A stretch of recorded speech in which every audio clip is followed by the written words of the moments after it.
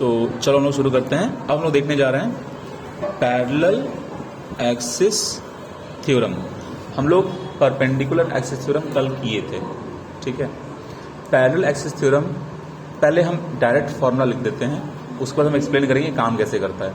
तो पहले इसके बिहाइंड का फिजिक्स समझते हैं। देखो, अगर मान लो कि कोई ऑब्जेक्ट है, मान लो ये कोई डिस्क है, डिस्क में सेंटर ऑफ मास यहाँ होता है। अगर कोई एक्सिस ऐसे है तो पहले इस एक्सिस का इंट्रोडक्शन पहचानो। हाँ, ये है पहली चीज, सेंटर ऑफ मास से जा रही है। दूसरी चीज, ये डिस्क के परपेंडिकुलर है, ठीक है। और तीसरी चीज, ये प्लेन में है क्या? ये प्लेन में नहीं है, क्योंकि जो चीज परपेंडिकुलर होगी प्लेन में कैसे होगी, ठीक। अब मान लो अगर हमको इसी एक्सिस को यहां से ना गुजार करके थोड़ा सा बगल से गुजारे हैं, मतलब बगल में कहीं से भी, यहां से यहां से यहां से यहां से या फिर रेडियस से गुजारे, इसका ओरिएंटेशन चेंज नहीं करेंगे, सिर्फ इसका पोजीशन यहां से यहां कर देंगे। अभी भी ये चलो यहां कर देते हैं, सेम एक्सिस है, लेकिन ये जो इस एक्सिस के बारे में था इसका इंफॉर्मेशन थोड़ा चेंज हो गया। अब ये एक्सिस सेंटर ऑफ मास से नहीं जा रहा, ये एक्सिस परपेंडिकुलर है। इसका तीसरा इंफॉर्मेशन, ये एक्सिस पैरेलल है किस वाले एक्सिस के? इस वाले एक्सिस के। तो अगर हमको इस वाले एक्सिस का याद रहेगा तो हम पैरेलल एक्सिस थ्योरम लगा करके इस वाले एक्सिस का निकालेंगे, ठीक है बेटा। तो डिस्क के लिए इसका रट के बैठे हम लोग, ठीक है। तो अब देखो, आई जो सेंटर ऑफ मास से होके जा रहा है और प्लेन के परपेंडिकुलर है, CMP, I centre of mass से जो जा रहा है और परपेंडिकुलर है। परपेंडिकुलर और पैरेलल दोनों बराबर होता है, इसलिए P यूज ना करके हम लोग ये साइन यूज कर देते हैं,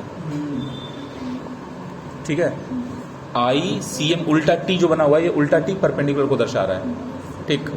अब ये हमारा ICMT परपेंडिकुलर है, इसी को कुछ लोग सिर्फ ICM से भी दिखाते हैं, कुछ लोग I से दिखाते हैं, कुछ लोग I0 से दिखाते हैं, मतलब कई तरीके होते हैं इसको दिखाने के। एनीवे, ये पता तो है नहीं क्या चीज है, इसी का फॉर्मूला हम लोग रट के बैठे हैं, mr², वेरी गुड, mr²/2, ये रट के बैठे हम लोग। अब इसका थ्योरम समझते हैं। थ्योरम ये कहता है कि आपकी जो ये पैरेलल एक्सिस है, ठीक है, आई पैरेलल, इसको कुछ लोग बोलते हैं आई अननोन, मतलब वो पता नहीं था।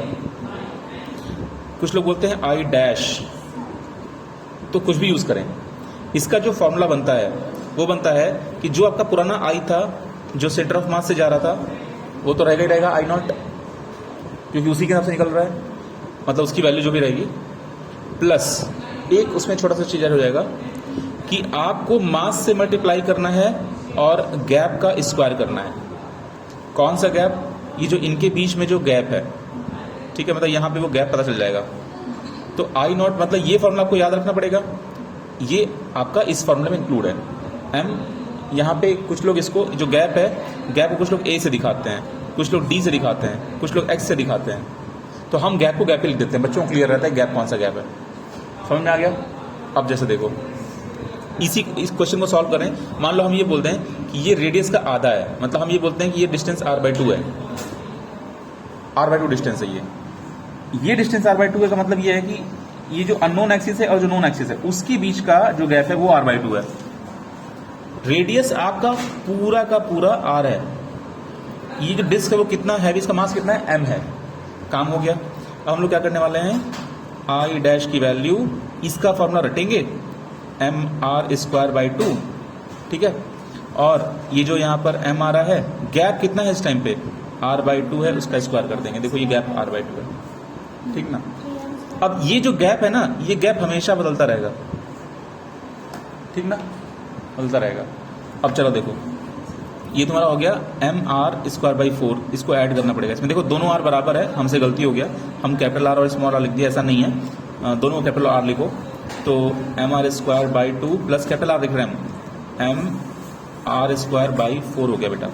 अब इसको एलसीएम ले लीजिए, इसका एलसीएम 4 आ जाएगा, तो ये आ जाएगा टोटल 3mr² आ जाएगा, टोटल 3mr²/4 आ जाएगा। तो ये आपका फाइनल आंसर हो गया। अब जरा देखिए एक चीज, जब आप इस एक्सिस के अबाउट जब आप इस वाले एक्सिस के अबाउट नचा रहे थे तो आपका आंसर था mr²/2, इसको अगर आप डेसिमल में कन्वर्ट करें तो 1/2 की वैल्यू क्या होती है 0.5, तो ये आपका आ रहा था 0.5 mr², राइट। लेकिन अगर अभी आप इसको 3/4 को सॉल्व करें तो 3/4 का आंसर कितना आता है जरा बताओ। 4 का पहाड़ा पढ़ो, कितनी बार पढ़ोगे 4 से 28, तो ये आ रहा है आपका 0.7 mr²। तुम देखो ये 0.7 बड़ा है ना इस वाले 0.5 से, तो इसका मतलब जब आपका एक्सिस इधर शिफ्ट हो रहा है, यहाँ से यहाँ शिफ्ट हो रहा है, तो मोमेंट ऑफ इनर्शिया बढ़ रहा है। इसका मतलब आपको उसको रोटेट कराने में दिक्कत होगा, अगर वो रोटेट हो गया तो उसको रोकने में दिक्कत होगा। यही होता है मोमेंट ऑफ इनर्शिया का मतलब। ठीक है बेटा, समझ में आया। ये है आपका पैरेलल एक्सिस थ्योरम। अब इस पर बेस्ड कुछ और एग्जांपल कर लेते हैं। ठीक है, चलो अब मान लो एग्जांपल लेते हैं हम लोग रिंग का। ठीक है, चलो इसी एग्जांपल डिस्क का लेते हैं। ये डिस्क है, अब इस डिस्क में यहाँ पर इसका सेंटर ऑफ मास है, यहाँ से एक्सिस जा रही है तो ये एक्सिस हम हमेशा नहीं बनाएंगे, क्योंकि हमको वो एक्सिस बनाना होता है जिसके अबाउट निकालना है। ये आपको याद रखना पड़ता है बीच वाला। अब क्या करेंगे हम लोग, एकदम एक एक्सिस यहाँ बना दिए। अब इसको आपका मास दे दिए कि इसका मास है 2 kg और इसका रेडियस है 2 मीटर।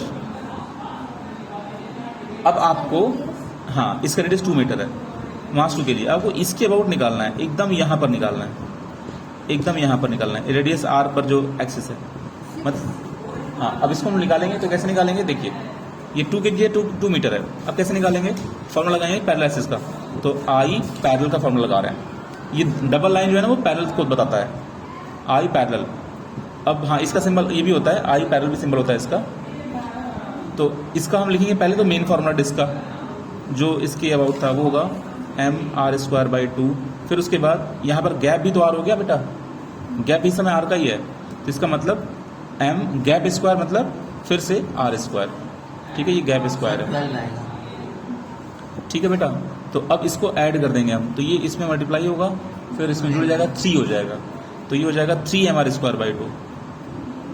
अब 3 और 2 को सॉल्व कर देंगे 1.5 आ जाएगा, आ जाएगा 1.5 इंटू एम की वैल्यू 2 दी हुई है, आर की वैल्यू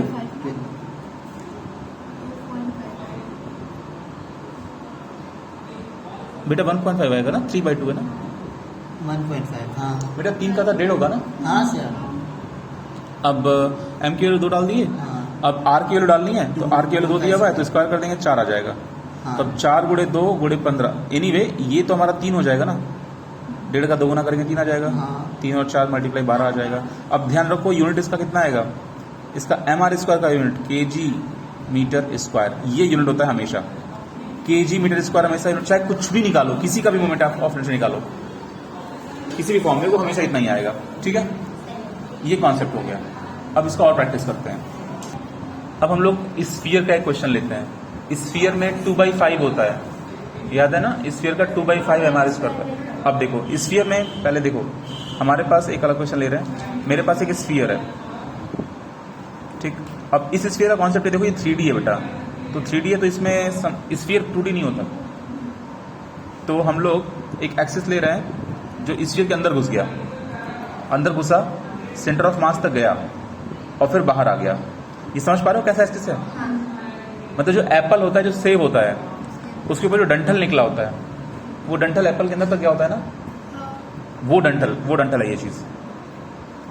ठीक, कोई भी फल जो होता है वो उसका एक्सिस देख रहे हो कहाँ पे होता है, वो डंठल उसका निकला होता है, नीचे तक गया होता है। ठीक है, अमरूद हो या कुछ भी हो। ठीक है, तो अब चलो ये चीज यहाँ से निकला, यहाँ से निकल गया। अब हम लोग करना क्या है कि इसका फॉर्मूला आपको कोई बताएगा नहीं, रटना पड़ेगा। 2/5 mr² होता है, m इसका मास है, r इसका ये। तो अब मान लीजिए हम इसका ये कोई सॉलिड स्फीयर है, तो ये सॉलिड स्फीयर है, ये m की वैल्यू मान लीजिए हम आपको देते हैं 10 kg और हम आपको r की वैल्यू देते हैं 1 मीटर, और हम आपको ये बोलते हैं कि एग्जैक्टली साइड से एक एक्सिस जा रहा है, जो एक्सिस इसके पैरेलल है। तो जब ये स्फीयर इस एक्सिस के अबाउट ऐसे पूरा का पूरा घूमेगा, ये पूरा ऐसे राउंड मारेगा, तो इस वाले एक्सिस के अबाउट आपका मोमेंट ऑफ इनर्शिया कितना आएगा। तो ये एक्सिस इसके पैरेलल है, ये क्वेश्चन में दे के रखेगा, नहीं तो नहीं लग पाएगा सवाल। ठीक, चलो वेरी गुड। तो आपको लगाना है आई पैरेलल का फॉर्मूला वो होता है आई नॉट प्लस एम इंटू ये जो गैप है, गैप का स्क्वायर कर दीजिए। अब ये जो आई नॉट है ये कौन सा आई नॉट है? ये जो आई नॉट है इसको आपको रटना पड़ेगा, सॉरी 2/5 एम आर स्क्वायर, ये 2 है बेटा, 2/5 है, प्लस अब ये जो m आया है और जो गैप आया है, गैप का मतलब है ये एग्जैक्ट रेडियस जितना दूरी पर तो है। अब ये दूरी हमको खुद से पकड़ना पड़ता है, या तो वो साफ साफ देगा कि दोनों एक्सिस के बीच की दूरी इतनी है, या तो फिर वो डिजाइन में दे देगा, तो डिजाइन में देखना पड़ेगा। तो कैसे पता चलेगा कितने का गैप है? बेटा रेडियस दिया हुआ ना 1 मीटर, रेडियस दिया हुआ 1 मीटर। अब तुम बताओ कि ये ऑब्वियस सी बात है, ये जहाँ टच कर रहा है वहां पे रेडियस खत्म हो जाता है ना, तो डिस्टेंस तो रेडियस का ही होगा। मतलब हम लोग जो फुटबॉल को या किसी चीज को टच करते हैं तो उसके रेडियस भी तो टच करते हैं ना सेंटर से, तो ये गैप देखना पड़ेगा कि वो 1 मीटर का गैप है, इस पर स्क्वायर कर दो। रेडियस के लिए यहाँ पे भी 1 मीटर डाल देंगे, ये भी इसका स्क्वायर हो जाएगा, तो ये काम हो गया। तो मतलब खाली m बचा और m बचा यहाँ पे, तो अब यहाँ पे बचा 2/5 m की वैल्यू कितनी है 10, तो 10 कर दो, प्लस 10 यहाँ पर भी है, इसको सॉल्व कर दो, ठीक है। ये कितना आएगा 20/5 आ गया, 20/5 को सॉल्व करेंगे तो 4 आ गया, 4 10 14 हो गया, 14 यूनिट लगाना मत भूलना, kg मीटर स्क्वायर, ये हो गया आपका फाइनल आंसर, ठीक है। अभी क्वेश्चन और देते हैं। तो अब देखो इस क्वेश्चन में हम क्या बता रहे हैं, देखो ये एक रोड है जो कि इंक्लाइंड है, दिख रहा है बेटा इंक्लाइंड रोड है, ठीक है। अब ये चीज देखो, एक सिलेंडर है जो कि हॉलो सिलेंडर है, अब ये तीर लगाए हैं क्योंकि इधर ये ढगरा रहा है, ढगराना समझते हो ना, देहाती लैंग्वेज है, नीचे ये ऐसे रिवॉल्व होके नीचे आ रहा है, ठीक है। अब यहाँ पे एक लाइन बना करके हम इसका रेडियस बता दिए हैं, 1.2 मीटर का रेडियस है, अभी ढगरा के नीचे आ रहा है, ठीक।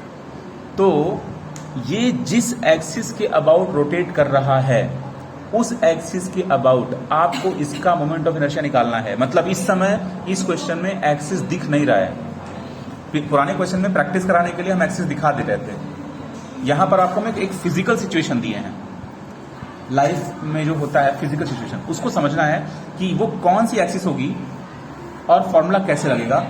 और हिंट हम बता रहे हैं पैरेलल एक्सिस थ्योरम से ही लगाएंगे इसको, पैरेलल एक्सिस थ्योरम से लगाएंगे, अभी परपेंडिकुलर प्रैक्टिस नहीं करा रहे हैं, परपेंडिकुलर का प्रैक्टिस बाद में कराएंगे।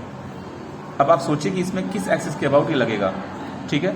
और एक चीज और, इंक्लाइंड प्लेन पर ये कितने एंगल पर है वो मैटर नहीं करता, ठीक है, वो बाद में मैटर करेगा, लेकिन अभी के लिए आई निकालने में वो मैटर नहीं करता। तो चलिए सोचते हैं इस बारे में। चलो ये बॉटल देखो, अगर हम इस बॉटल को इमेजिन करो कि हम इस बॉटल को यहां से पेन लगा दिए, ठीक है बेटा, आप उसके बीचों बीच एक पेन लगा दीजिए तो, ठीक है। अब इसको जरा कोई हाथ से हल्का हल्का रोटेट करे तो ये वहीं पे रोटेट होगा ना जहां पे ये फिक्स है, ये आगे नहीं बढ़ पाएगा क्योंकि हम इसको रोके हुए हैं। मतलब हम ये करेंगे जैसे हम लोग हवा में करते हैं तो ये तो वहीं रोटेट होगा, हवा में रोटेट होगा, राइट। तो वो होता वो वाला एक्सिस जो सेंटर ऑफ मास से जा रहा था, लेकिन अभी ये क्या है कि ये यहां पे जा रहा है। इसका मतलब कि अगर इस पेन के ऊपर रखें, इसका मतलब ये पेन से जा रहा है, राइट, पेन पर जा रहा है। मतलब अगर इसको हम ऐसे रखें तो देखो ये ऐसे नीचे जा रहा है, अगर